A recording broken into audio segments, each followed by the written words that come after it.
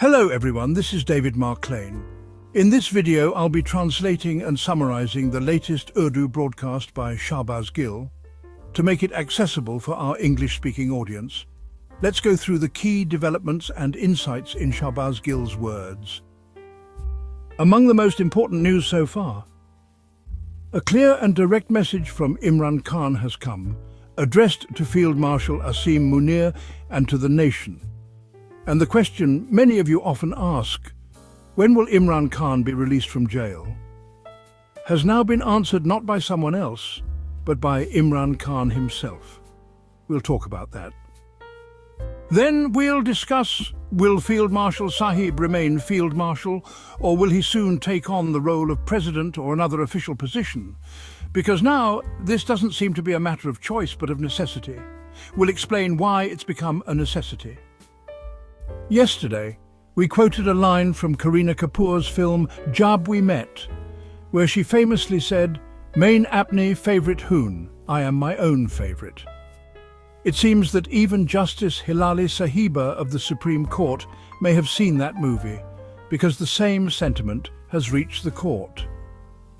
Meanwhile, Munib Munna has informed us that Asim Munir and his fellow generals deeply hate Imran Khan. Yes, this is their latest statement making rounds on social media. But first, before we dive into the news, just a quick reminder. If you haven't joined our WhatsApp channel yet, please do. Around 144,000 people have already joined. As I've told you many times before, when you join this channel, your privacy is not compromised. Neither I nor Chaudhry Sahib know who has joined. WhatsApp does not reveal this data. So feel free to join comfortably. Chaudhry Sahib cannot access it either. If you've already joined, or plan to, don't forget to click the bell icon, the notification bell at the top. By default, it's crossed out, which means you won't get any updates unless you enable it. We're showing the link on screen and in the description and comment section as well. Now let's get to the first news item. Imran Khan has answered the question you've all been asking.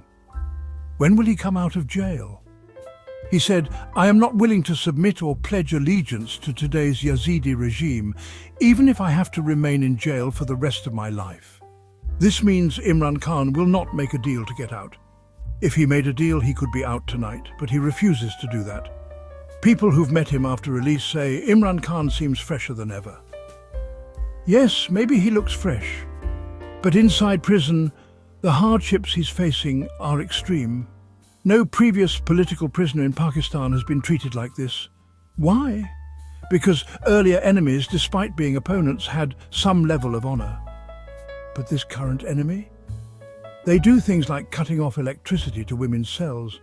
Bushra Bibi's cell has electricity shut off all night, just to pressure Khan by hurting his loved ones. The entire strategy is, if they can't break Imran Khan, maybe they can break the women in his life and force a deal out of him. This is a deliberate show of oppression. Let me remind you, over the past 77 years, our generals have followed the same playbook. Discredit the political leader, label them as incompetent. Then call them corrupt. Next, cowardly. Then question their patriotism, call them CIA or raw agents.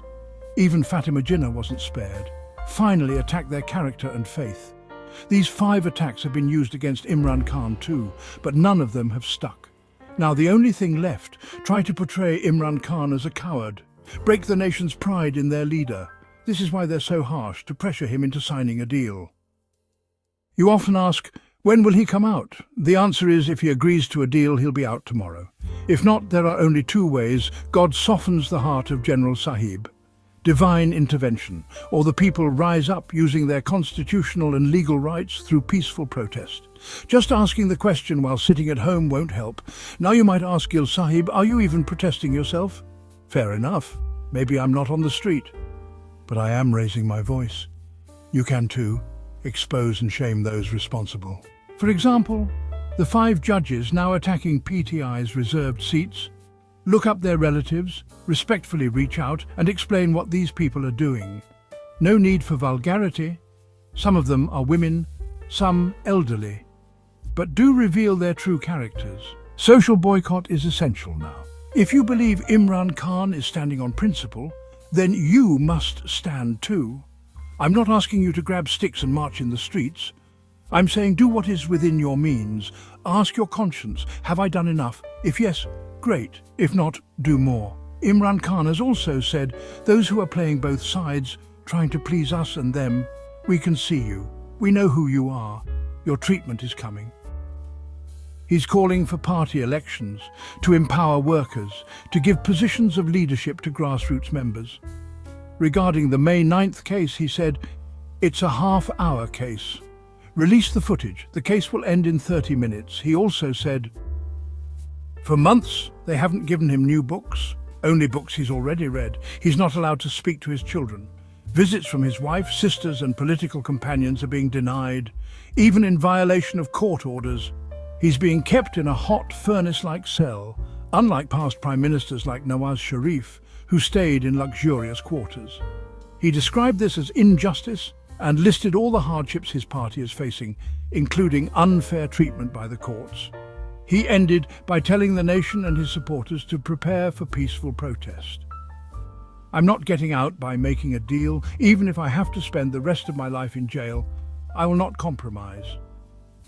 That was a direct message to Field Marshal Sahib. Do whatever you want through your colonels. I will not break. Then, on to the next news. We used to see this written on the back of trucks. This is not my stubbornness, it's my compulsion. Now you might see the same thing written behind Field Marshal Sahib's hat.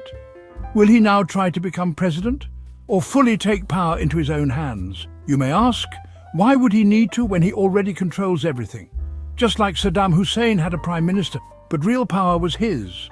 Our current prime minister is just a figurehead too. Look at this photo from Iran.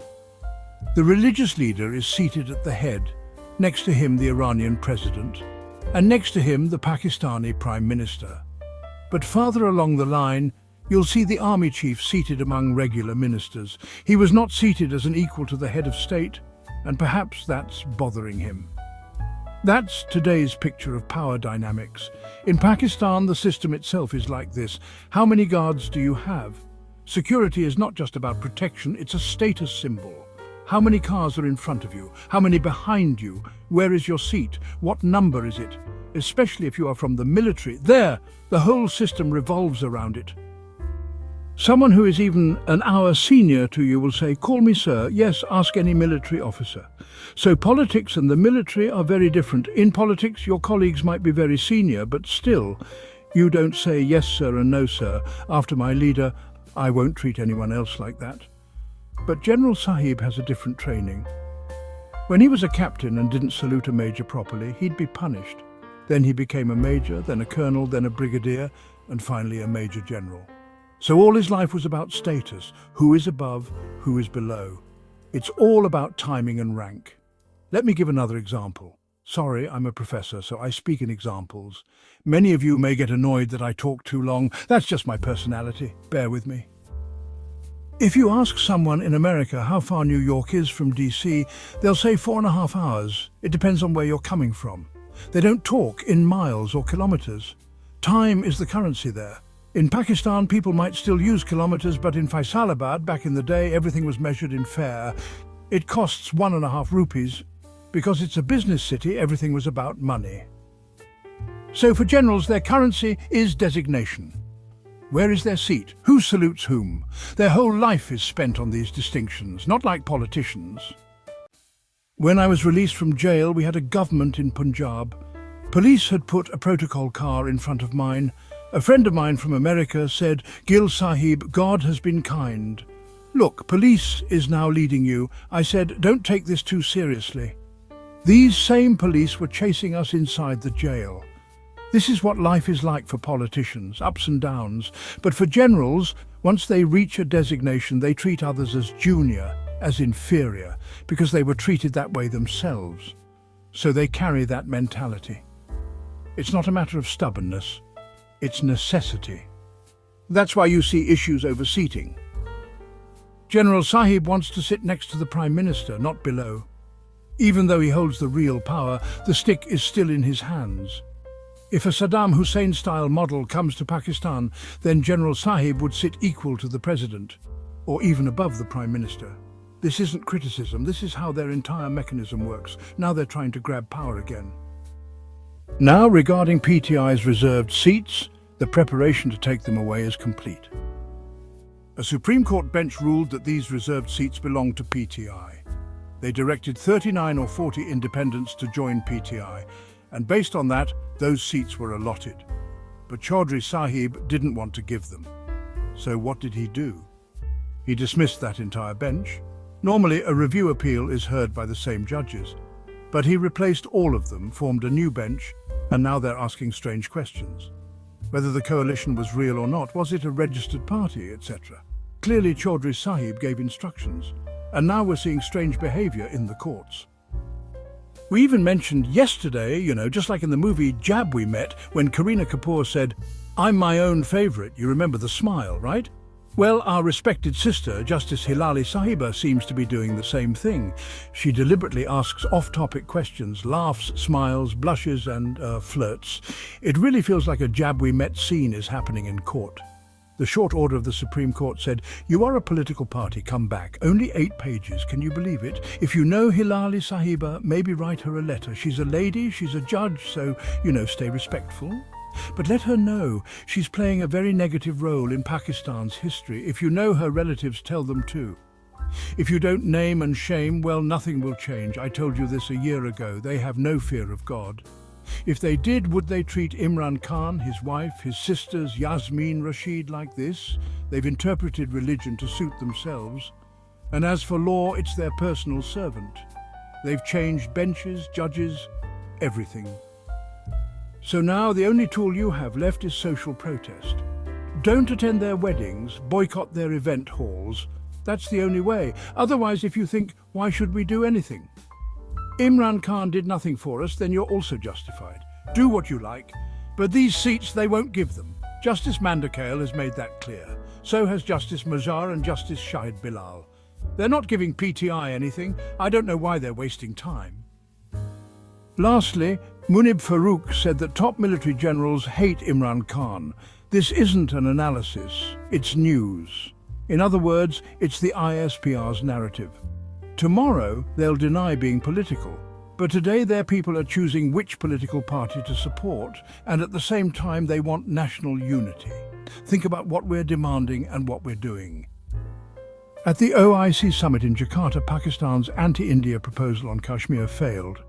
Indonesia, Egypt and Bahrain opposed it. They said Pakistan's claims were misleading. The final statement condemned Israel, but not India. Nothing on Kashmir, not even the recent war. Meanwhile, our ISPR chief is busy deceiving local students instead of engaging with those countries. Anyway, there were more stories, but I'll stop here. That wraps up our translation of Shahbaz Gill's video. I hope this English version helped you understand his message better. Please like, share and subscribe to Awami Lens to help our community grow. Don't forget to leave a comment below and let me know what you thought of this effort.